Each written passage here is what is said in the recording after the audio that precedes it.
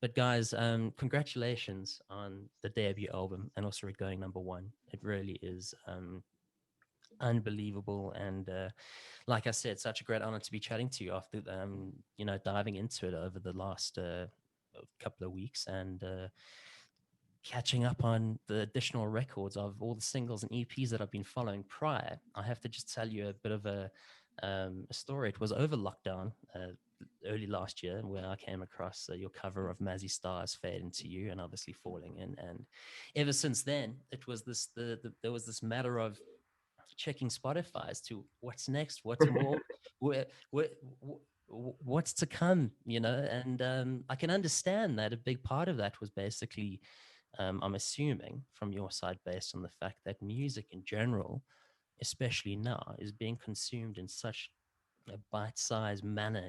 People they have shorter attention spans, and you're putting together shorter releases, an EP or a single track here. At what point did it kind of turn into this idea of, okay, cool, we've got far too much to say and far too much that is unreleased that we can actually finally give away this album to the world? Um, well, thanks for your kind words anyway. But this is actually our first South African interview, I think. Really? Yeah, yeah. Oh, Correct brilliant. me if I'm wrong, lads, but I don't know. I think so. I think it is.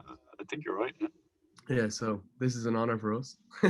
But yeah, to answer your question, I think we kind of it was going to be a different album before lockdown. Like we've talked about this a lot, but I think it really does kind of sum up how we came up with the album. Was we just had more time on our hands when the lockdown happened, and we just decided to get more experimental and kind of push ourselves musically. I mean, I think before the lockdown it would have been just a compilation of singles, you know, like because that's just the way we were recording. We were going Mm. into the studio for a couple of days at a time and doing it that way. But yeah, like I think over the lockdown, that's when we kind of really pushed ourselves and said we can make a really great album here instead of just like, like singles. Yeah, yeah. And, COVID aside, and regardless of where you guys were, and I'm not sure if you were able to spend time together over that period or not, but I mean, with every member of the band being quite obviously an integral part of the writing process, how often was there a time where you were like, all right, cool, I've got this idea, everybody stop what you're doing, cancel your plans, we've got to jump on a Zoom, we got to get together. I've got this idea. Come, let's put it together. I mean, how many times did that happen? Because I mean, every track comes across as a masterpiece. Oh, stop. Yeah. Far from that, I think. Yeah, I Um, don't know. Like it happened a couple of times. Like When It Breaks was the first kind of up tempo one that we all got really excited about.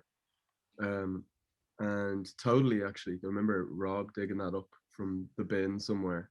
It was just in like a pile of demos and Dropbox, and he found it. And he was like, "This one could be really good." And then we started working on it over Zoom, trying to figure out stuff for it.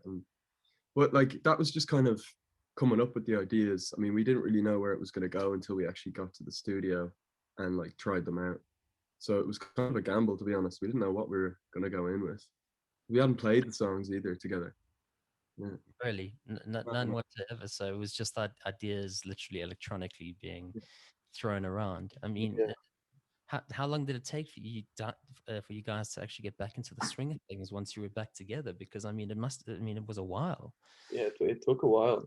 It was definitely interesting. It was almost like we just used all the songs that we had and hoped that they'd be the best ones possible for the album because we didn't really during lockdown we definitely had a bit of a stunt creatively. I think like most people, especially for the first few months, we kind of just felt a bit uninspired and a bit, I guess depressed. Like everyone, no one really knew what the world was gonna, what was gonna happen to the world in the next few months. But then after a while, we kind of realized that it was the perfect time to focus on writing because gigs had stopped.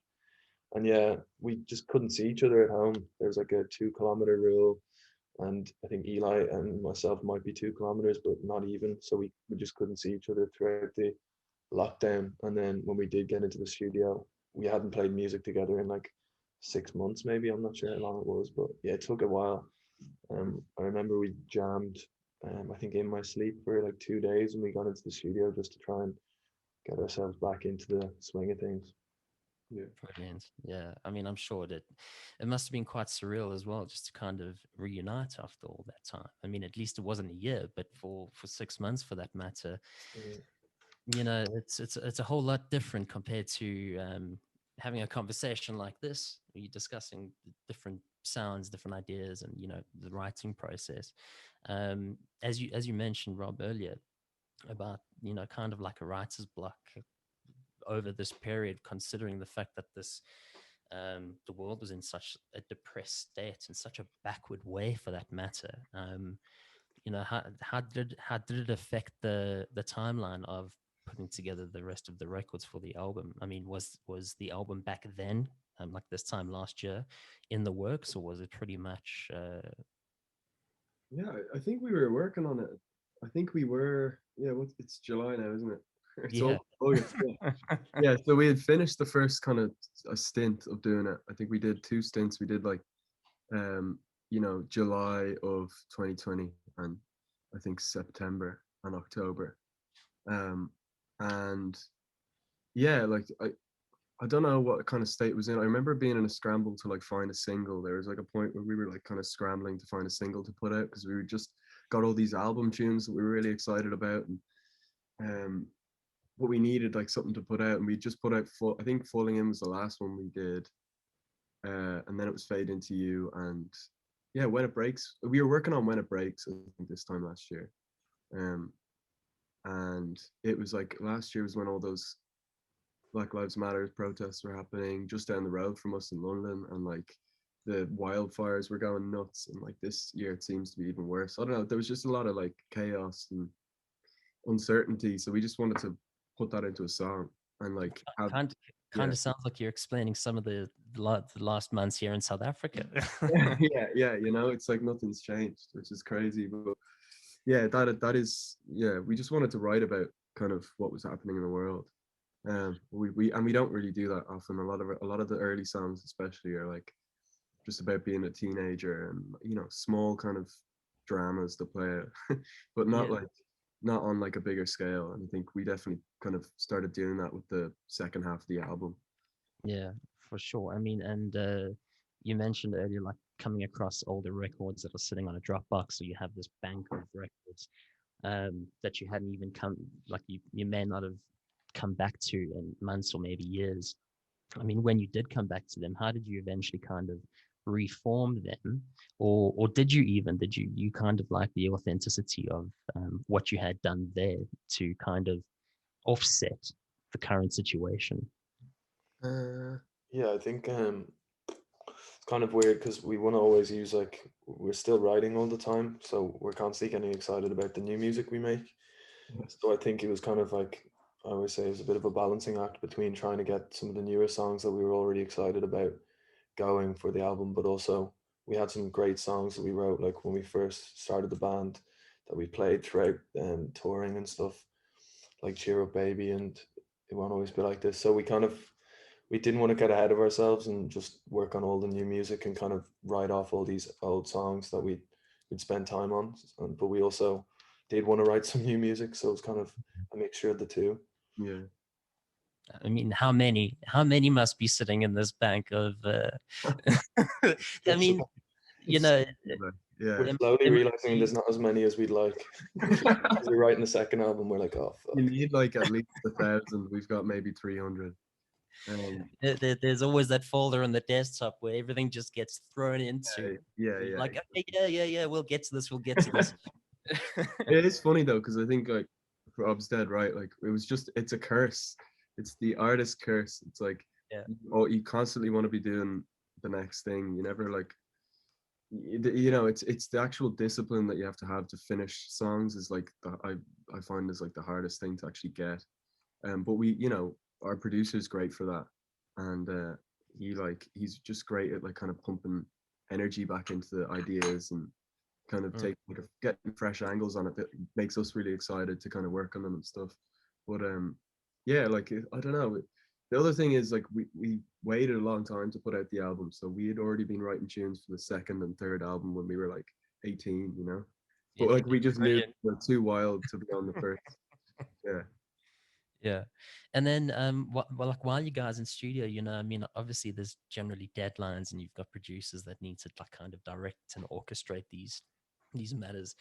I mean, is it always the case where it's just like an on switch and you guys are ready to go? Or like, do you really need to like get yourself hyped up and get your Oh, head in the right space? I can only imagine sometimes it must. Does it ever come across as feeling like work? You know, when you're doing something as much as you love, such as this. I mean, does it come across as work sometimes? Because that can kind of be a curse yeah. Yeah, in this space, you know? it definitely did. I think for the probably for the majority of the album recording process, just because thrown, we were just gone. We went from doing nothing at home and not really seeing each other to just going, okay, you have this amount of time to deliver the album and it's got to be done, or else we can't put it out this year. Yeah. So then we were just like, oh crap. So we were doing 16-hour days, Yeah. and it did kind of feel like we were punching the clock when we were working on stuff that we didn't, that we were finding difficult. But then obviously when we were doing songs that we were into, we were loving it. So it was a little bit of both, because I think it took us a while for some songs to get back into it. And yeah, I think just lockdown took a toll on us as well. So it was there was like an adjusting period for like probably the first few weeks. Yeah, it was like real strange. I remember being real excited to go over. We got the ferry over, and we were like on the boat with our tour manager who we hadn't seen for a while, just being like, "This is gonna be so great. It's gonna be so great," and it was like, but I think Rob's right. Like, it definitely felt like there was a couple of weeks where we were just like not used to being around each other, and not used to like, yeah, having work to do. I mean, we did work like extremely long days every day, Mm. and we weren't able to go out and see like friends in London because we were trying to keep COVID safe or whatever. So like it was just us and then the people in the studio that were working, and we'd see them for like months on end, like, and it was just like it was a bit of a pressure cooker at points, like. Yeah, yeah. I mean, it's weird, you know. I mean, being in the space of entertainment and being around thousands of people, and obviously your team for that matter, to come out of this lockdown and the space of being in refinement, for lack of a better term, to barely. You mean you don't even know whether you can give your friends a hug or shake hands anymore, you know? No, yeah, I really miss hugging strangers. Yeah. Yeah.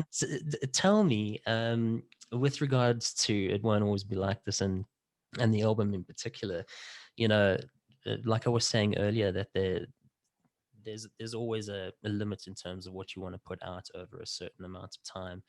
And you said that there are many records that didn't make it onto this album. I mean, what was that selection process for you to Hmm.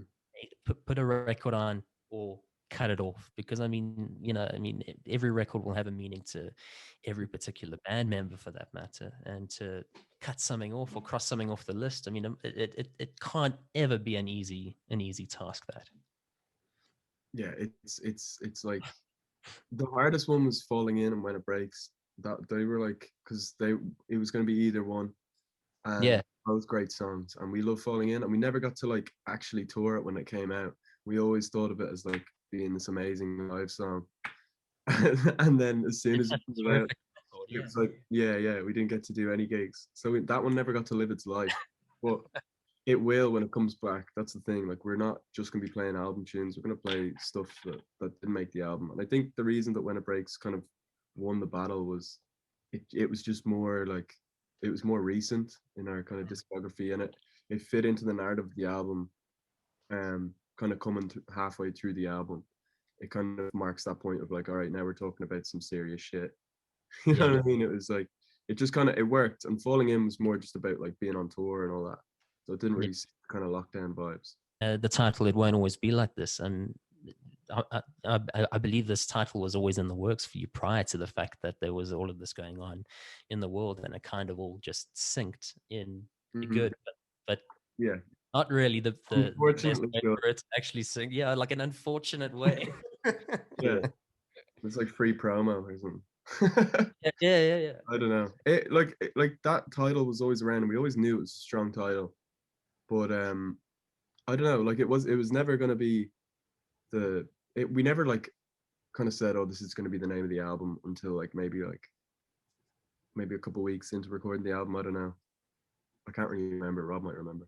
Yeah, I think it's towards the end. Yeah. Well, we never like sat down and we're like, this is going to be the name of the album. It just like you were like, oh, we're in a pandemic. Oh yeah. Oh, Yeah, it kind of resonates with people, and I think when it breaks as well as the record itself is also like one, people could look at it as a breakthrough, or you're reaching this boiling point for yeah. And we were trying to imagine like festivals coming back and like yeah. life coming back to the earth and all that kind of stuff. And we're seeing that now with like Latitude Festival in the UK, which we're so jelly of the people. Yeah. We're seeing it like come to life. Like it's actually people are losing their minds at these things. It's just like you forget like how much kind of joy that gives you and like drive it gives you to kind of keep going. Yeah. It's just people and music and having a laugh. And it must definitely be difficult. I mean, this goes without saying, but it's difficult to be recording records, and especially over the past 18 months, for that matter. You don't have a crowd to bounce these ideas off. While they're still in the works as records, so you can't exactly play them out to thousands of people and go, okay, cool, it got this reaction, it got this reaction. So over this period, I mean, a big part of it must have felt like a shot in the dark, but at the same time, well aimed. Yeah, yeah. Turns out, yeah. I think usually like back in the day, we'd play songs like Cheer Up Baby and It Won't Always Be Like This before they were out to kind of get people's reaction on it, but mainly just because we didn't have any other tunes to play. And like, you'd see if somebody turned around and goes to the bar to take a piss during the chorus of it is. Like that generally means that you should make the chorus a bit catchier. Yeah. But, And you're that observant when you're playing that you keep an eye on the crowd. So yeah, everybody, we know everyone in the crowd. So you're all watching CCTV mode. Yeah, Bob turns over to me sometimes, goes, that lad in third row back to the very right, he just went for a piss there. We need to work on that section. Write it all down. Yeah. Speaking of Cheer Up Baby, you know, over this, I mean, over the height of the pandemic and over the main unrest in terms of how the world was on lockdown, releasing music, people, I mean, bands, musicians, artists, DJs, anybody in the music space whatsoever were all really hesitant to be releasing music, which personally I found it quite offensive, because I think music would have been helping people through times like this, But a lot of the musicians always took it the right turn, going, all right, cool. Well, we don't really think that it's an appropriate time to release music.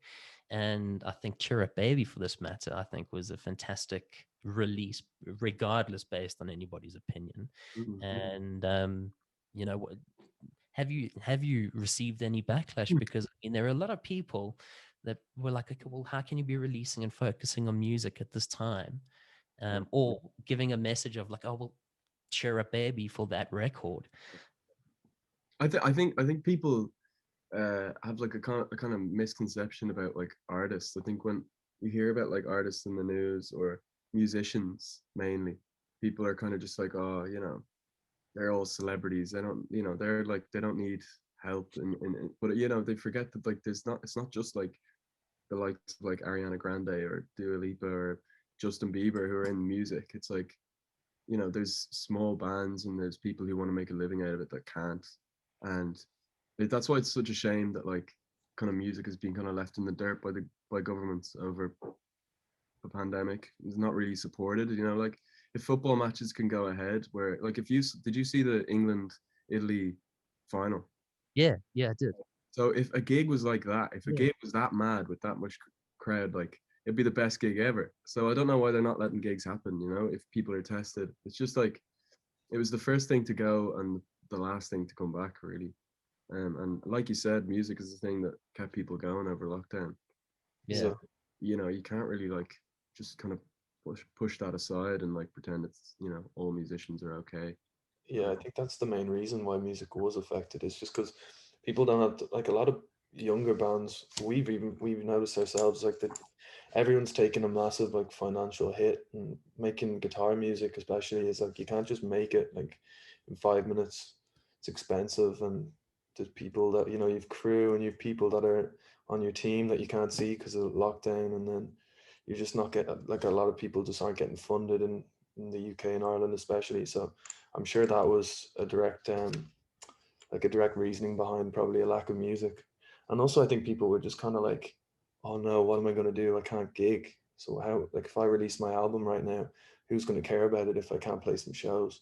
Yeah. Which I guess we were at that stage, and then we were kind of like, oh, we just need to get it out regardless. Because I think especially when we decided on the album coming out when it did, we still weren't sure if we were going to get back out in the road. Like we still aren't back out in the road now, so we would just kind of have to make the plunge. But yeah, it's a hard time to be a musician, really.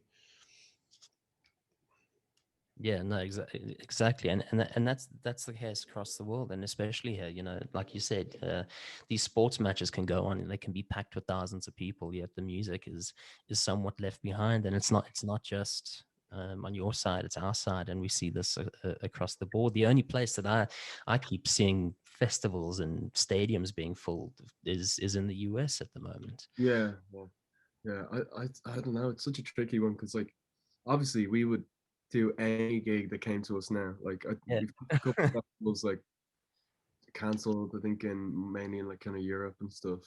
But um, I don't know. I just feel like it can be done safely.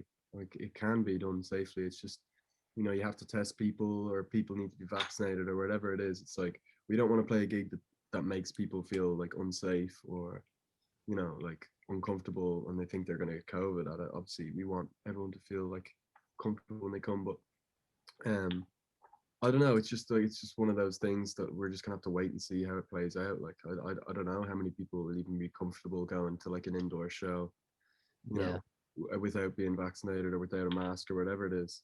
So it's just there's so many variables now, and like it's just real sad to see like loads of bands going on tour now and then getting they have to cancel the rest of the tour because one of them got COVID and like it's Yeah. just like it's a nightmare. It's a nightmare for bands. You know, I think people have got to a point where they've got cabin fever and actually just Yeah, don't care anymore, where they just want to get out and do anything and just live with it. And you know what, take the chance for that exactly. matter. But yeah, it really is an interesting time.